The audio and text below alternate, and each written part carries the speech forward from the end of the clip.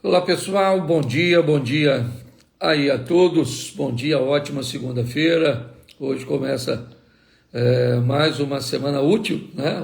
A semana começou ontem, mas a semana útil de trabalho começa hoje. Então, bom dia a todos, bom dia, sejam todos bem-vindos. Vamos a uma reflexão rápida, talvez a sua devocional, pois você não tenha tido tempo de fazer a sua devocional, então eu acho importante você observar algumas coisas aqui comigo. Bom dia a todos, bom dias, sejam todos muito bem-vindos a mais uma de nossas devocionais, ok? Um grande abraço aí a todos, que Deus abençoe a sua casa, que Deus abençoe a sua família, que Deus entre com providência a seu respeito. Ok? Quero fazer uma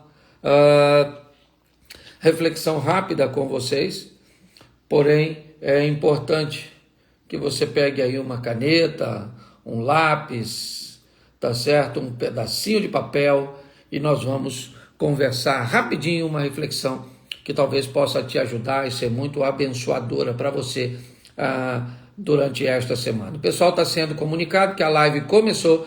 Então, daqui a 2 minutinhos, nós vamos iniciar a nossa reflexão. Vá abrindo aí a sua Bíblia no Evangelho de Lucas, no capítulo 1, e nós vamos fazer a nossa reflexão. Grande abraço aí a todos. Diga de onde você está falando e eu mando um abraço para a sua cidade, para o seu estado, para o seu município. Vamos lá. Isso, ontem gente aí falando que o filho está internado. Nós vamos orar aí para que Deus entre com providência. Tá certo? Vamos acarar, é isso? Isso aí, um grande abraço, a turma de Goiânia, tem gente de Portugal, New Jersey, do ladinho de Nova York, Coité na Bahia, Caruaru no Pernambuco, Araçatuba, vou estar aí daqui uns dias, a turma do Amapá, um bom dia, Massachusetts, isso aí, tem gente na França, olha aí que legal, um grande abraço. Um abraço, vamos lá, Deerfield Beach, lá na Flórida, é isso? Me parece que sim, tem gente de Lisboa, um grande abraço, tem gente pedindo para orarmos pelo relacionamento, tem gente de Rio das Ostras, mais gente de New Jersey, tem gente de Maceió, São Paulo, Santo André, também aí no ABC Paulista, isso aí, interior de São Paulo, Porto Alegre, tem gente do Recife, Fortaleza, os cearenses chegando por aí, Ribeirão das Neves, Minas Gerais, mais gente aí de Fortaleza, do Ceará, os mineiros, tá certo? Vamos lá, tem gente aí de todos os lados, tá certo? Bom, vamos lá, estamos aí já pertinho, normalmente eu inicio quando colocamos 2.000 pessoas, mas vamos lá, deve estar quase chegando perto disso, e nós já vamos iniciar nossa reflexão de hoje. Nós vamos falar de um casamento forte, ok?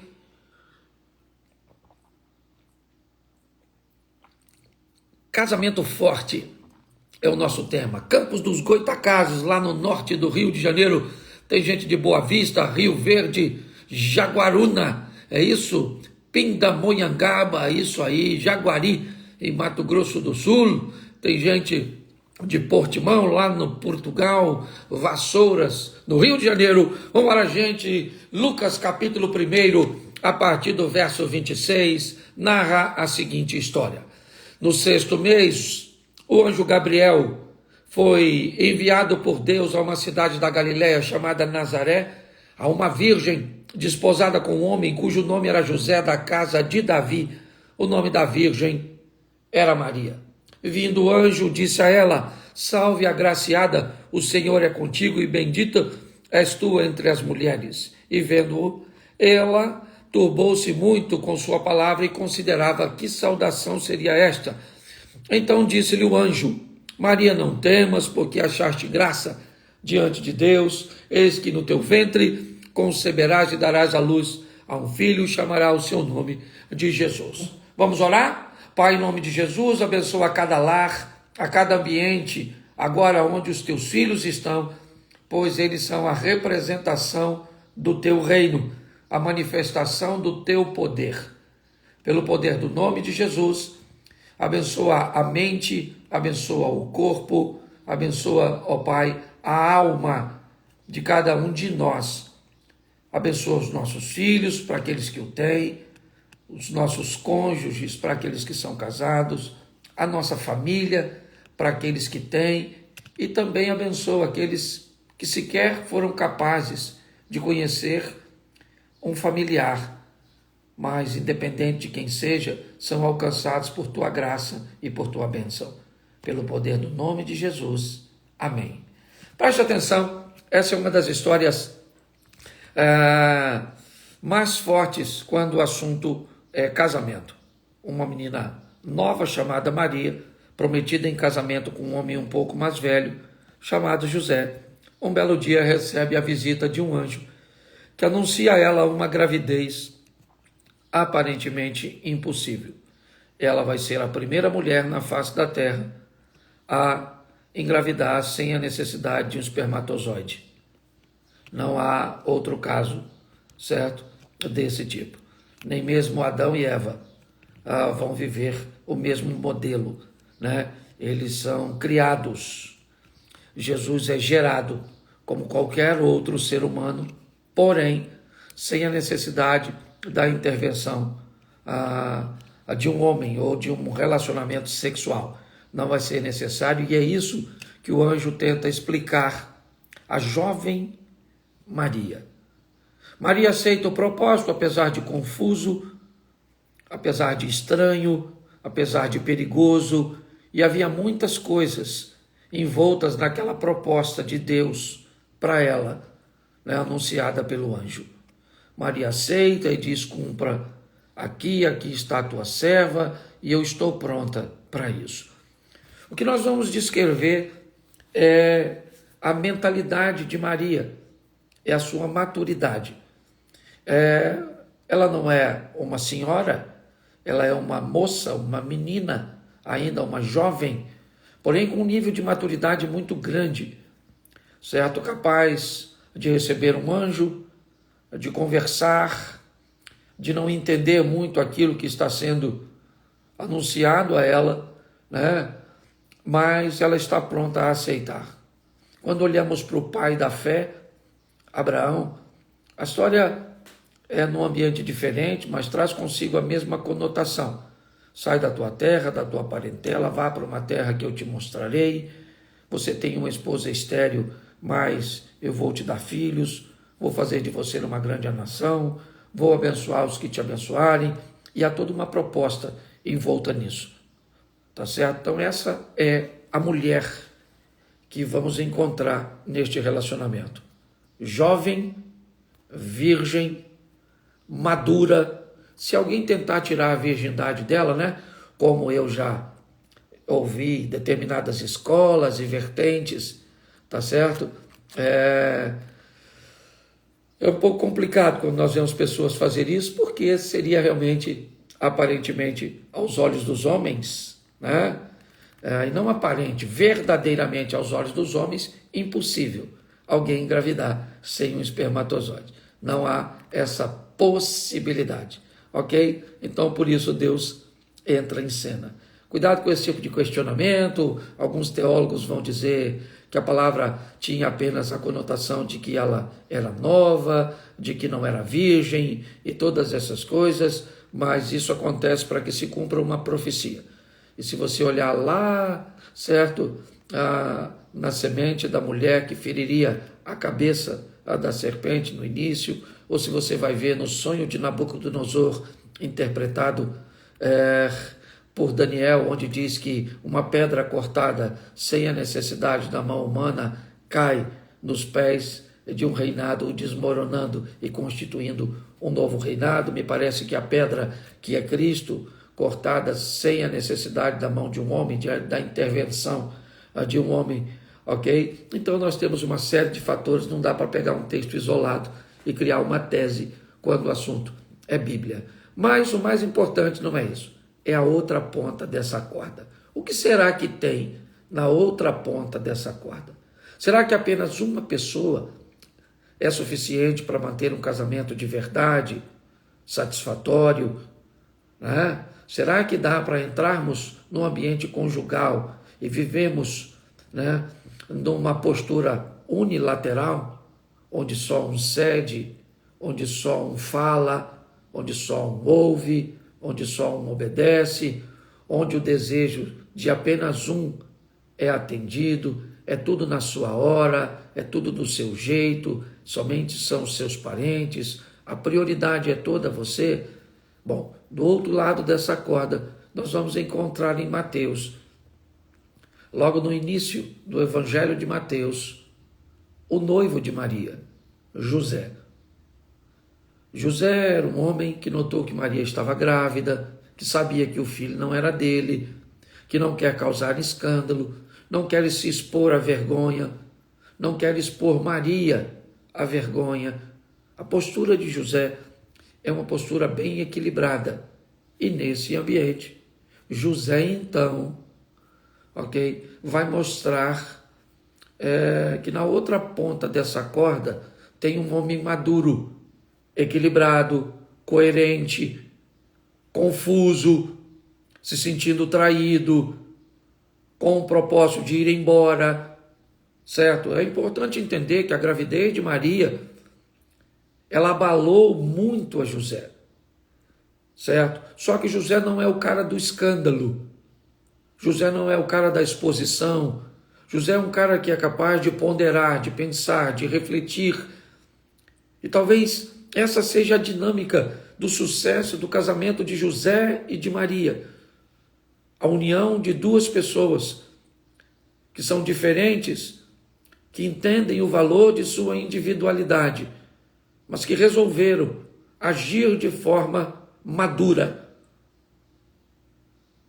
O desafio é para os dois, mas eles são capazes. É importante que nós venhamos entender isso nessa manhã.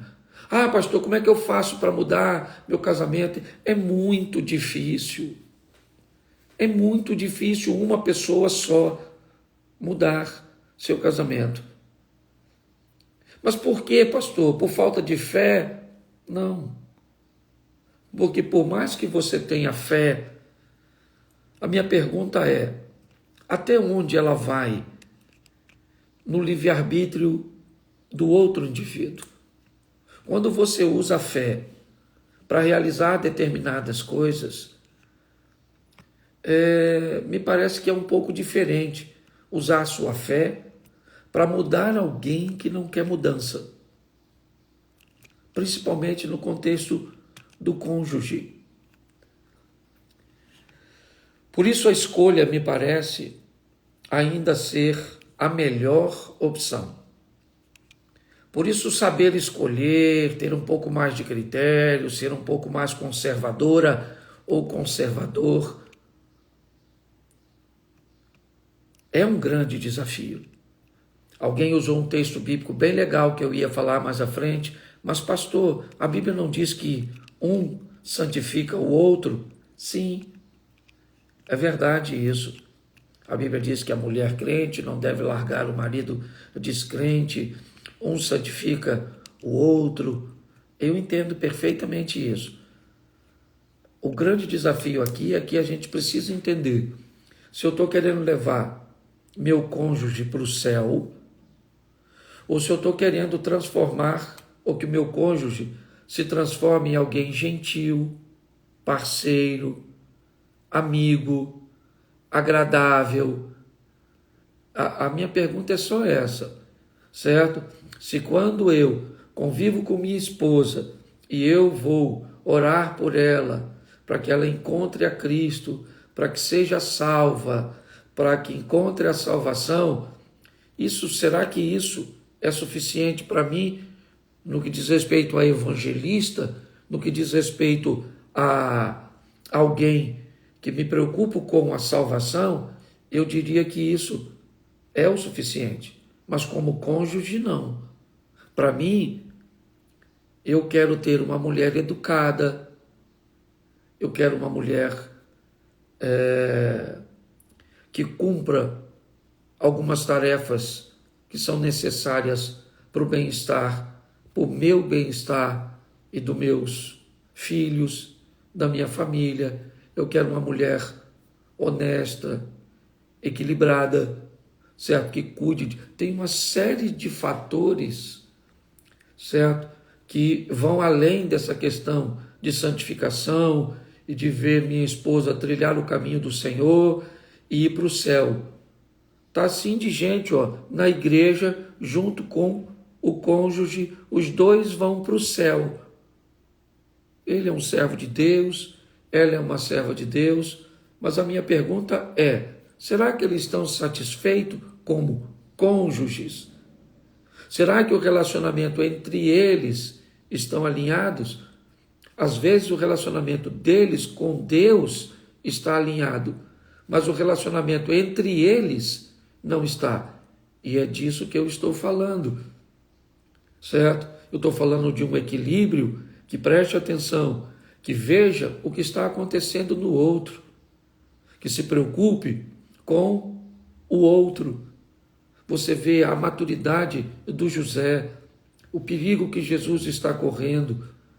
Ao invés de viajar durante o dia, quando ele é enviado para o Egito, ele sai à noite, na madrugada, enquanto todos dormem, para que na manhã seguinte ninguém saiba para onde ele foi. São decisões ao longo da caminhada, tanto de José quanto de Maria, que vão além dessa questão de ir para o céu. A minha pergunta é só isso. Levar seu marido para o céu é suficiente para você? Então, se é, se dê por satisfeito. E seja feliz, mesmo que ele não compartilhe, tarefas com vocês, domésticas, que acha que qualquer atividade que vai fazer em casa é pesada demais, que não seja capaz de dizer eu te amo, certo? De tirar um tempo de qualidade para você e para a sua família. Eu acho que a gente está misturando um pouco essas coisas, é essa a reflexão que eu queria deixar nesta manhã. Se isso é o suficiente para você, então pega lá o texto, diz, certo? A mulher descrente ou crente não deve largar o marido descrente, porque a mulher santifica o marido, tá certo. Mas não é disso que eu estou falando, ou simplesmente disso. Ok? Eu estou falando que o casal precisa procurar a maturidade juntos. Eles precisam, às vezes não precisa fazer muita coisa. Às vezes 3, 4 coisas apenas que são altamente relevantes para o outro podem ser feitas e trazer um ambiente ordeiro, agradável, satisfatório, sabe? As pessoas não querem investir tempo em perguntar à sua esposa: querida, se eu tivesse que fazer 5 coisas que para você seria assim algo extraordinário, e ela dissesse para você assim: olha, primeiro, eu gostaria que você fosse comigo pelo menos um domingo por mês, na casa de mamãe, nas nossas reuniões. Eu queria que você tirasse pelo menos 20 dias somente para nós, no ano, para fazermos alguma coisa, viajarmos, ou até mesmo a viagem fosse na casa de alguém, alguma coisa, mas que fosse um momento só nosso. Eu queria que você me ajudasse um pouco nas nossas tarefas. Às vezes, nós sequer falamos isso, compartilhamos aquilo que é importante para nós. E aí queremos que o outro adivinhe o que ele faça. Sabe o que acontece comigo? Às vezes, o marido trai a mulher. E a mulher diz: eu não quero mais viver com você. E aí ele me procura e diz: pastor, eu traí minha esposa e eu estou muito arrependido. E ela não quer mais viver comigo, porque eu a traí. Eu digo: pô, então chama ela aqui, eu vou conversar com ela. E quando a mulher chega, sabe o que eu descubro? Que ela não está largando o marido porque ele traiu ela. E ela está largando o marido porque nos últimos 10 anos 20 anos, 5 anos, sabe? Ele não deu carinho, ele não deu amor, ele não foi parceiro, certo? Ele foi agressivo, ela agiu desse jeito, ficou contra ele, né? Em relação aos filhos, é uma série de fatores.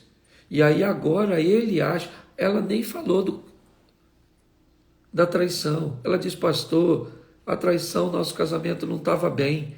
Eu sabia que nós corríamos o risco disso, porque estávamos muito distantes em nossa intimidade. Tá? Só que ele está achando que eu estou largando por causa da traição. A traição foi só a gota que fez o copo entornar, mas já estava cheio demais. E sabe por que estava cheio? Porque não trataram lá atrás. Essa é a grande questão. A maturidade faz com que você busque a descoberta, tá, do que pode ser muito bom para o seu casamento e o que pode ser muito ruim para o seu casamento. Quando é muito bom, você pode fazer isso numa quantidade menor, porque ele é tão bom que você pode diminuir a quantidade, certo? E causar mais efeito. Do outro lado, isso é tão ruim que você deve extinguir do seu casamento, do seu relacionamento. Então, é importante que as pessoas entendam isso, reflitam sobre isso, leiam depois o casamento de José e de Maria. Como era difícil na gravidez, na viagem para Belém, certo? Criar o Filho de Deus. Pensa o grande desafio, você ter o Filho de Deus dentro da sua casa, tá? Pensa, ouvindo como José falava com Maria, como Maria falava com José. Pensa. Então, eu gostaria de deixar essa reflexão com vocês hoje e dizer a vocês, a grande maioria, você não está casado com a pessoa errada. Você está agindo de forma errada ao lado da pessoa certa. Ah, pastor, mas meu marido não quer ajuda. Pois é, você selecionou um intransigente. É isso? E aí? O que você quer? Então vá para lá. Vai lá para o texto, santifica seu marido, vai orar, vai embora. Entendeu? Ah, pastor, a escolha foi sua. Às vezes, quando eu falo isso, trazendo responsabilização, as pessoas ficam meio chateadas. Mas essa é a grande verdade. Tá certo? Quer fazer alguma pergunta sobre isso? Só se for sobre isso. Tá? Hoje eu não vou responder. Se você não for falar sobre maturidade, sobre esse conflito de casamento, eu não vou responder. Tá certo? Vamos lá? Diga assim, eu quero e eu te chamo.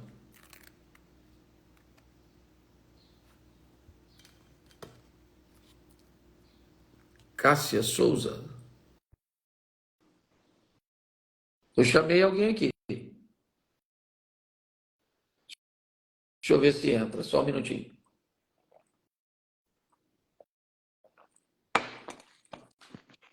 Bom dia. Bom dia! Meu Deus, não estou nem acreditando. Diga seu nome e de onde você está falando. Cássia, eu falo de Tobias Barreto, Sergipe. Sergipe. Faça a sua pergunta, Cássia. É, ultimamente eu venho vivendo um conflito assim no meu casamento em questão de maturidade, né? Eu vim para cá, ai, tô nervosa. Há algum tempo, e aí tô longe da minha família, tô aqui no meio, e aí os familiares do meu esposo têm alguns conflitos a respeito de mim. E aí eu costumo dizer para ele que ele não se posiciona em questão disso. Que é como você falou, quando a gente casa, a gente se torna uma só carne, né? Então, a prioridade é o nosso relacionamento, é a nossa família aqui. Então, não tem ninguém mais lá fora. É pai, mãe, vira parente, né? Claro que tem que ter o respeito, honrar pai e mãe, mas a prioridade é o seu casamento. E aí, eu digo para ele, olha, a questão é, sente, converse, tente se posicionar, procurar entender o que de fato está acontecendo, procurar entrar na situação, para que a gente não tenha consiga viver nesse conflito, se acostume, porque é uma coisa que eu não quero me acostumar, nunca viver em conflito com a família, porque eu tão longe da minha e eu sei que eu preciso também da dele, né? Eu sei que eu preciso ter para onde recorrer. E aí eu já pensei várias vezes em chegar em questão de me separar, porque para mim não dá mais, é longe, para mim é tudo muito difícil. Eu me sinto muito só porque tenho um filho, e aí a carga maior sempre é para cima de mim, ele é caminhoneiro, ele viaja, ele chega a ficar a questão assim de um mês, e eu me sinto só, sabe? E quando eu não sinto essa proteção vindo do homem que eu escolhi, que eu orei para ter, eu fico assim, meu Deus, será que eu vou ter que abrir mão? Porque eu orei tanto para ter essa família, eu orei tanto para ter o marido que eu tenho hoje em dia, e hoje em dia eu não sei mais o que fazer. E eu tenho Bom, vamos muito lá. medo de... Vamos lá. Deixa eu ver se eu consigo te ajudar fazendo algumas perguntas. É muito importante, porque às vezes a sua dor, a sua dificuldade é a dor de muita gente que está conosco. Então, eu preciso te fazer algumas perguntas, porque eu estou de longe, eu não conheço a história, e aqui eu trato as coisas de uma forma muito clara, muito franca. Então, vamos lá. Você é natural de onde? Você Eu sou maranhense, sou natural do está certo. Maranhão. Então, você está no primeiro casamento e ele também? Sim, Tá certo. Quantos anos seis vocês têm? Você tem e anos. ele? 6 anos. Eu tenho 24 e ele tem 37 anos. Ok. Então você tem aí 13 anos de diferença. Isso. Tá certo. Você tem um filho de quantos anos? Quatro, fez 5 anos ontem.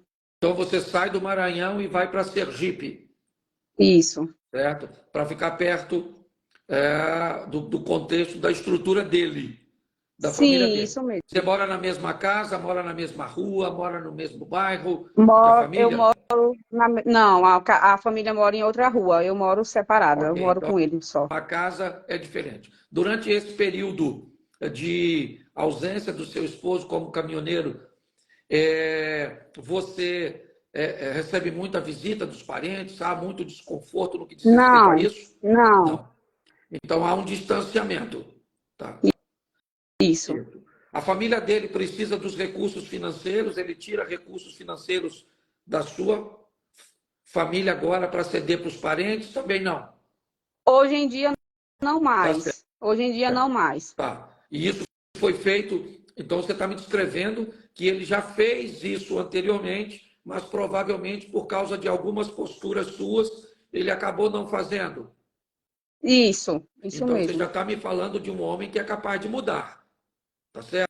Isso. O que a gente precisa entender é o seguinte: se há em você uma dependência, se há em você uma necessidade do seu marido, ok?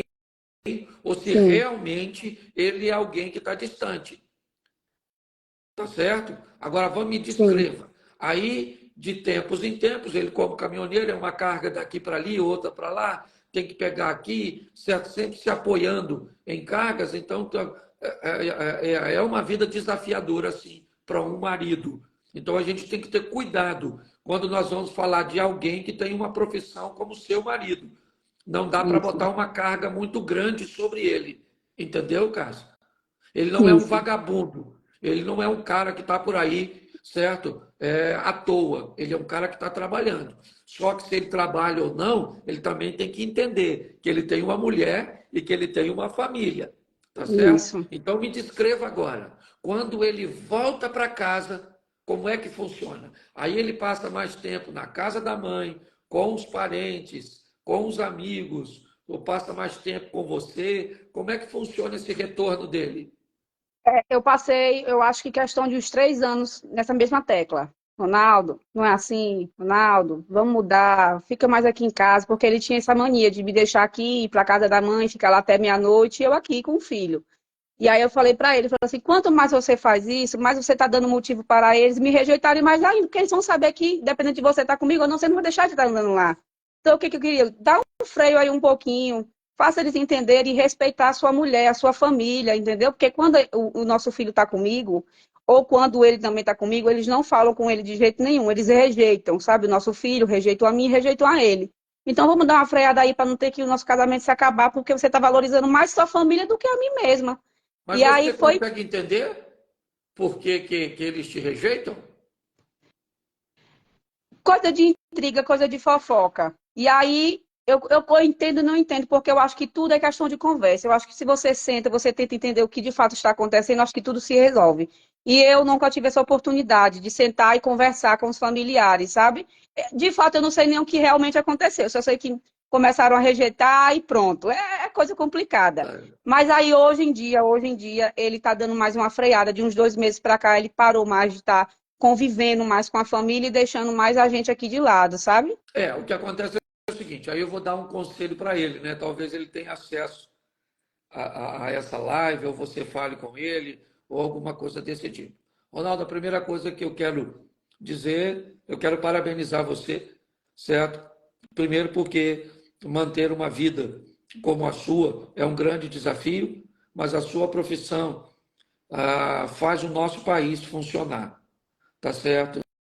Nós aqui temos poucas estruturas de linhas férreas, poucas estruturas políticas que nos ofereçam, né, uma estrutura de deslocamento, e o caminhão hoje, a estrada, né, que é perigosa, que é solitária e tem tantas coisas desse tipo. Eu queria parabenizar você.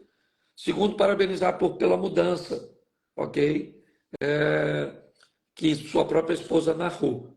Mas eu entendo o grande desafio, que é uma pessoa ter que se dividir entre a família e os parentes. E é isso que, né, que está acontecendo na sua situação. Mas eu diria, sente e converse com sua esposa. Faça uma leitura. Se na verdade, e aí eu estou conversando com o Ronaldo agora, viu? Sim. Para que ele faça uma leitura, se realmente a casa dele é um ambiente hostil para a sua esposa, então é melhor que você diminua a regularidade ou avise as pessoas lá. Se você me quer aqui, então é necessário tratar melhor minha esposa. Eu posso, algumas vezes que vir aqui, não trazer a minha esposa. Agora, pergunte a ele se a família dele rejeita o filho. Porque se a família Rejeita. realmente rejeita o filho, aí nós vamos ter um problema lá do outro lado, porque rejeitar a nora eu até tolero. Agora, rejeitar o neto, certo? Se Eu falo para ele, rejeitasse falo o assim, neto, Ronaldo, nós pais, eu falo para ele, Ronaldo, nós pais somos capazes de carregar uma dor. Mas quando essa dor que nos afeta passa para os nossos filhos, aí já é uma dor que ultrapassa, mistura a dor do nosso filho com a nossa. E ele está crescendo. Você quer que seu filho cresça num ambiente de rejeição agora, por estar com a própria mãe? mas vamos lá, Cássio, eu preciso entender também o seguinte: se ele tem quantos anos, o filho? 5. Se ele for lá na casa da família, sem você, só ele e o pai, ele é bem tratado? Acredito que sim. Então Acredito que presta sim. atenção. Então vamos devagar aqui com a dor, Cássio. Vamos devagar, porque eles rejeitam basicamente somente você. Que a gente também não Sim. pode ser, a gente não pode ser injusto com a família. Então, se o menino é recebido bem, mas ele só é recebido bem se você não tiver, aí a gente tem o menino no meio dessa guerra. A mãe que não quer que o menino vá porque quer punir a outra que trata mal porque tem um aborrecimento. Não, e eu nunca proibi não dele ir lá. Agora, o problema é que o Saulo é uma criança muito apegada. E quando ele está lá, ele é um amor maior do mundo. É lindo de ver eles tratando meu filho. Isso eu não posso negar, não. Ok, então Mas quando beleza. chega em um local que meu filho está do meu lado, elas não falam de jeito nenhum. E aí ele começa a chorar porque ele Ah, sente. Entendeu? Tipo, mamãe ok, te ok, titia, aí não fala de jeito nenhum ok. com ele. Aí ele acaba sentindo, Ó, entendeu? Essa é a questão. sabe o que é, Cássio? Eu vou falar para você aqui para a gente terminar.